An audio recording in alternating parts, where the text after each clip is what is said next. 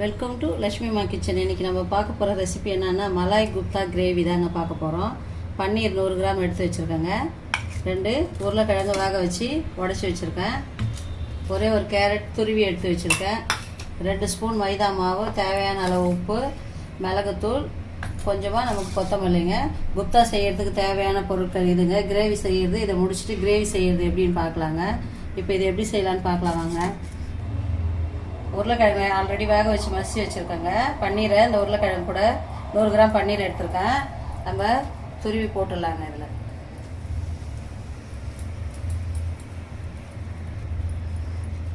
அந்த 100 கிராம் பன்னீரை நம்ம இந்த உருளைக்கிழங்கு கூட நல்லா துருவி இது மாதிரி எடுத்துக்கலாங்க. 100 கிராம் பன்னீரை துருவி போட்டாச்சுங்க. ஒரு மீடியம் சைஸ் கேரட் துருவி வச்சுருக்கேங்க, அதையும் இதில் சேர்த்துடலாம். 2 மிளகுத்தூள் 2 ஸ்பூனுங்க. கொஞ்சமாக தேவையான அளவு நம்ம விருப்பத்துக்கு ஏற்ற மாதிரி கொத்தமல்லி தழை, இல்லை மைதா 4 ஸ்பூனுங்க. தேவையான அளவு உப்பு. இது எல்லாத்தையும் நம்ம நல்லா மசிச்சு எடுத்துக்கலாங்க. உருளைக்கிழங்கு, கேரட்டு, பன்னீர், கொத்தமல்லி, மிளகுத்தூள் எல்லாம் போட்டு பிசைஞ்சு வச்சாச்சுங்க. நான் சின்ன ஸ்பூனாக இருக்கும் 4 ஸ்பூனு மைதா போட்டிருக்குங்க. பெரிய ஸ்பூனாக இருந்தால் 2 ஸ்பூனு போதுங்க. இந்த மாதிரி நம்ம எல்லாம் பிசைஞ்சு வச்சுட்டு சின்ன சின்ன பாலாக உருட்டி எடுத்து வச்சுக்கலாங்க. இது மாதிரி நம்ம சின்ன சின்ன பாலாக உருட்டி எல்லாத்தையும் பொரிச்சு எடுத்துடலாங்க. இந்த குப்தாவை அப்போ தேவையான சைஸ் போட்டுக்கலாங்க. சின்னதாக போடலாம், பெருசாகவும் போடலாம். உங்களுக்கு எவ்வளோ தேவையோ அந்த அளவுக்கு நீங்கள் பால் பிடிச்சி வச்சுக்கோங்க. எல்லாத்தையும் நம்ம இது மாதிரி பாலாக பிடிச்சி வச்சாச்சுங்க. இங்கே கடாயை வச்சுருக்கேன். கோல்டு வினர் எண்ணெய் ஊற்றிருக்கேன். நம்ம இதெல்லாம் போட்டு பொரிச்சு எடுத்துடலாங்க. எண்ணெய் நல்லா சூட்லேயே இருக்கட்டுங்க. அப்புறம் நம்ம சிம்மில் வச்சுக்கலாம்.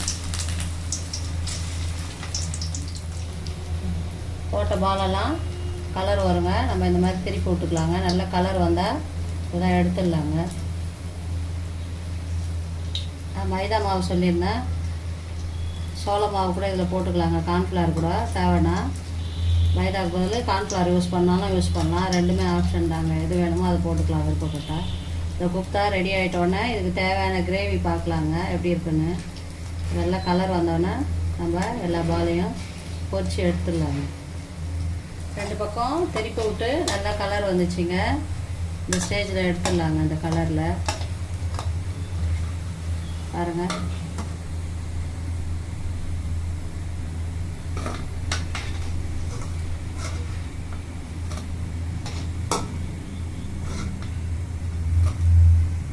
இருக்கிற பால்ஸ் எல்லாம் இதில் போட்டு பொரிச்சு எடுத்துடலாங்க. திருப்பி போட்ட எல்லா பாலும் வந்து கலர் வந்துடுச்சுங்க.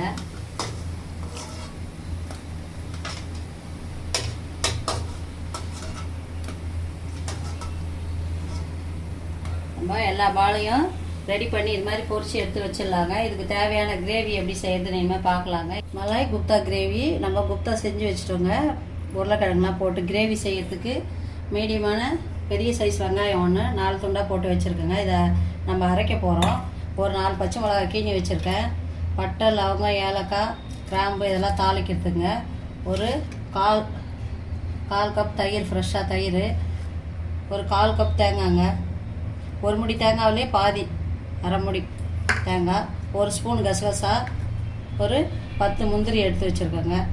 ஃப்ரெஷ் க்ரீம் வச்சுருக்கோம். தேவையான அளவு உப்பு, கொத்தமல்லி அலங்கரிக்கங்க. இது எப்படி செய்யலான்னு பார்க்கலாம் வாங்க. நம்ம வெங்காயத்தை முதல்ல பெரிய வெங்காயம் 4 துண்டாக போட்டு வச்சுருக்கேன். ஒரே ஒரு வெங்காயம் தாங்க. இதை அரைச்சி எடுத்துடலாங்க. ஒரு வெங்காயம் இந்த அளவுக்கு நைஸாக அரைச்சி எடுத்துட்டேங்க.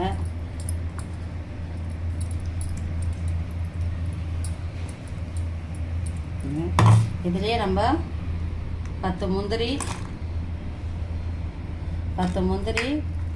1 ஸ்பூன் கசகசா, தேங்காய், இந்த 3ஐயும் போட்டு நைஸாக மையாக அரைச்சி எடுத்துக்கலாங்க.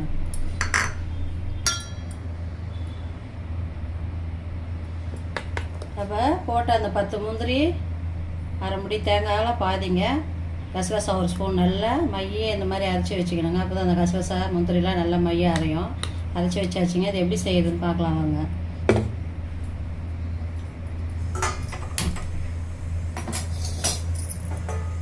ஒரு கடாய் வச்சுருக்கேங்க. தேவையான அளவு நல்லெண்ணெய் விட்ருக்கேங்க தாளிக்க.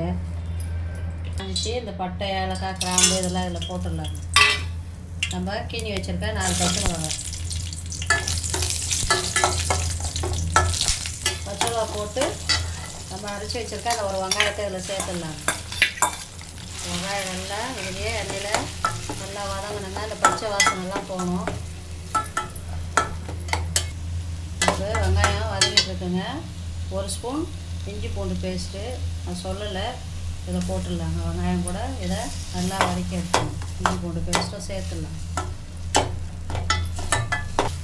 வெங்காயம் இஞ்சி பூண்டு பேஸ்ட்டு நல்லா பச்சை வாசனை போகிற அளவுக்கு நம்ம நல்லா வதக்கிக்கலாங்க. வதக்கி வச்சுட்டு நல்லா வாசனை வருது இஞ்சி பூண்டு வெங்காயம்லாம். இப்போ நம்ம சொன்ன அந்த 1/4 கப் தயிரை இதில் சேர்த்துடலாங்க.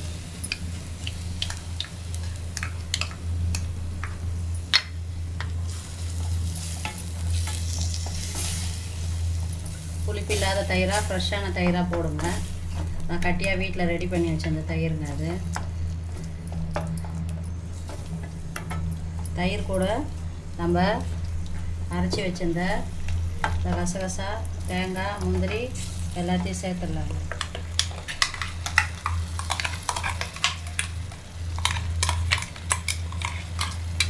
இதுவும் நமக்கு பச்சை வாசனை போகிற அளவுக்கு கொஞ்சம் நல்லா வதக்கிட்டு தேவையான அளவு தண்ணி விட்டுடலாங்க.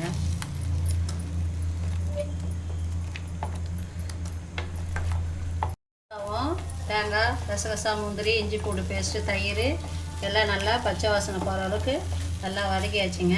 இந்த ஸ்டேஜில் நமக்கு எவ்வளோ தண்ணி தேவையோ அவ்வளோ அளவுக்கு தண்ணி ஊற்றி கொதிக்க வச்சிடலாங்க. ஏன்னா அந்த குப்தா பொரிச்சு வச்சுருக்க குப்தா போட போகிறோம். அதுக்காக அளவு தண்ணி வச்சாச்சுங்க. இது நல்லா கொதித்து கொஞ்சம் திக்காக வரும்போது நம்ம ஆஃப் பண்ணிடலாங்க. நீங்கள் இந்த அளவுக்கு தேவையான அளவு தண்ணி வச்சுக்கோங்க. இது இந்த கிரேவிக்கு தேவையான உப்பு போட்டுடலாங்க. ஏற்கனவே நம்ம இந்த பொரிச்ச பாலில் உப்பு போட்டிருக்கோம். இதுக்கு எவ்வளோ தேவையோ அந்த அளவுக்கு பார்த்து கரெக்டாக உப்பு போட்டுக்கோங்க.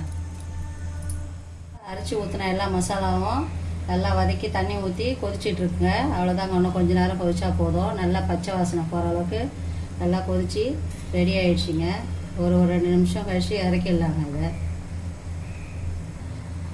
நல்லா கொதித்து ரெடி ஆகிடுச்சிங்க. ஆஃப் பண்ணி நம்ம வேறு பாத்திரத்துக்கு மாற்றிடலாங்க.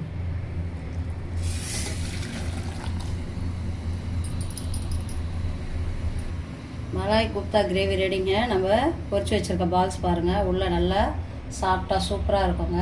இந்த பால்ஸ் அதில் போட்டு நம்ம இந்த கிரேவி இந்த பாலும் ரொம்ப டேஸ்ட்டாக இருக்குங்க. நான் ரொட்டி, சப்பாத்தி கூட, சாதத்து கூட, இட்லி, தோசை கூட வச்சு சாப்பிட்லாங்க. ரொம்பவே டேஸ்ட்டாக இருக்கும். ஒரு வித்தியாசமாக பசங்களுக்கு இது மாதிரி செஞ்சு கொடுத்தா சாப்பிடுவாங்க. எல்லாத்தையும் இந்த கிரேவியில் போட்டுடலாங்க.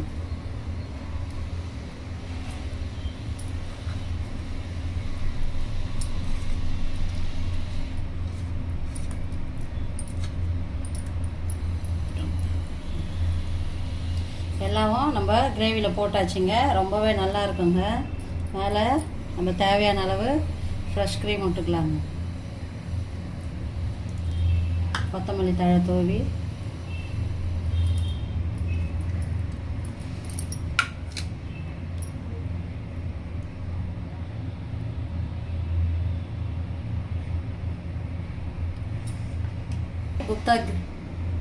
Malay kofta gravy ready ஆகிடுச்சிங்க. சூப்பராக பாருங்கள். ரொம்பவே நல்லா இருக்குங்க இந்த ரெசிபி. இட்லி, தோசை, நான் ரொட்டி, சப்பாத்தி கூட வச்சு சாப்பிட்லாங்க. பரோட்டா கூட வச்சு சாப்பிட்லாங்க. ரொம்பவே டேஸ்ட்டாக இருக்குங்க. நீங்களும் ட்ரை பண்ணி பாருங்கள். இந்த வீடியோ பிடிச்சிருந்தா லைக் பண்ணுங்கள், ஷேர் பண்ணுங்கள், கமெண்ட் பண்ணுங்கள். லட்சுமி அம்மா கிச்சனுக்கு மறக்காமல் சப்ஸ்கிரைப் பண்ணுங்கள். தேங்க்யூங்க.